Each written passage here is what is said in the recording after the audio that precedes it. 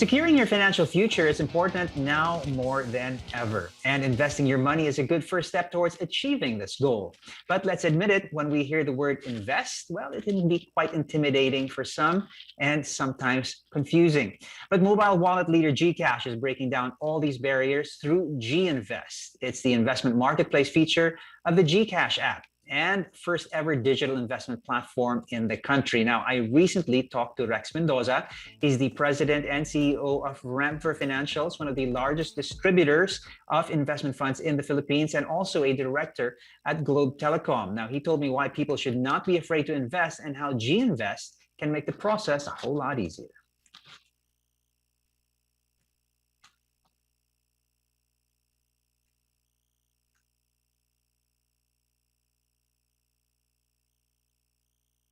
I guess people still don't know that it can be done so simply. I guess this whole quarantine has given that kind of a blessing. You know, it's really a blessing. People are more aware of the need to invest and save, but they don't have the means to execute. And I guess we all need something that is simple, that's very convenient, and we have it now with GInvest. Filipinos sometimes would be hard to convince into investing. So, alam mo na, mahirap yon. But when it gets there, they get inundated with all the forms. You know, honestly, it is just so tedious. You need to fill up a lot of forms. They can be very repetitive. And with GInvest, it's just one touch of a button. You're verified. You can look forward to that process of investing, and it becomes such a comfortable and a convenient one. Alright, so hindi lang actually, how do you call it, hindi lang tedious, no? Hindi lang siya mahirap. Minsan medyo nakaka-turn off, medyo natatakot actually yung mga ibang mga first-time investors. So paano ba makakatulong itong sistema natin? Yun nga, dati very complicated no? So nakakatakot dahil ang liliit ng font ng mga papel and then you have to fill them up, no? You know, they ask so many information about you. So much so that, you know, sasabihin ng iba, mamaya na lang. And before you know it, hindi yung mamaya na lang hindi na natutuloy. Right. So this one's really very convenient kasi isang ID na lang ang kailangan dito. One ID and answering a few questions that anyone can actually do without sifting through other documents. The other thing is this, pag nag-i-invest ka ngayon, minsan kailangan pa ng bank account. Ito, big change ito. Because with GCash, you don't even need a bank account. So even the unbanked can actually be an investor for GInvest.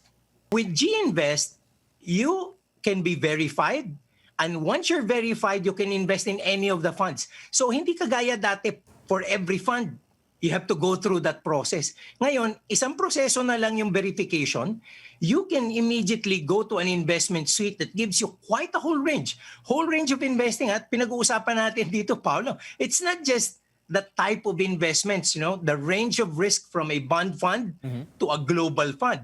It can also be a geographic expansion where you can invest not only in the Philippines but globally. Yun na pala yun. You don't need an MBA in finance, okay? You've been using the word owner to describe an investor. Kumbaga, from buying products of a company like Apple, one becomes a part owner of Apple when they invest their money, diba? I mean, that's how it works. Nagiging part owner ka.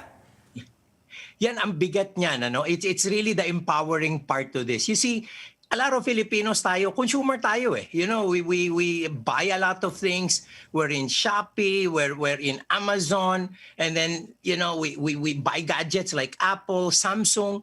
Alam mo, this is going to be such a game changer. It's monumental because through GCash, we can make the Filipino from a, you know, turn him from a consumer to an owner. The Filipino now can really be, you know, really empowered to shift from just being a buyer to an investor. Ang may tatanong siguro ng mga interesado, Rex, is going to be, magkano ba to? How much money are we talking about? When you say invest, when you say the words invest or say the words owner, ay malakihang pera to. Do I have the kind of financial, how would you call it, capability to get involved in transactions like this? Paolo, this is where it really gets exciting kasi parang sobrang unbelievable. You see, for as low as 50 pesos to 1,000, people can get into this already. Kasi tama ka eh, no? People think Milyon-milyon ang pinag-uusapan natin. People think, global? Do I need to change into dollars? Paano ko magpapalit into dollars? Paano ko i-invest? Ngayon, it's as simple as your funds within GCash, from 50 to 1,000, pwede mong ilagay. So, yung tinatawag nating programmed investing, na it can be weekly, it can be monthly, and it can be in small amounts. It can be done now. Ano ba ang advice mo to people who say, hey, this is a great idea. I think I want to be a player in this game.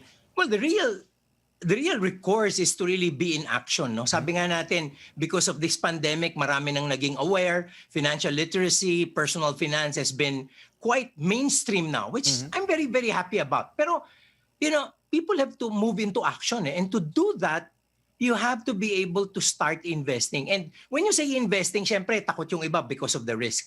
But the way to lower that risk would be twofold. No? Number one is to do it constantly and consistently. So, magdagdag ka lang, continuous lang. And pangalawa, aralin din natin.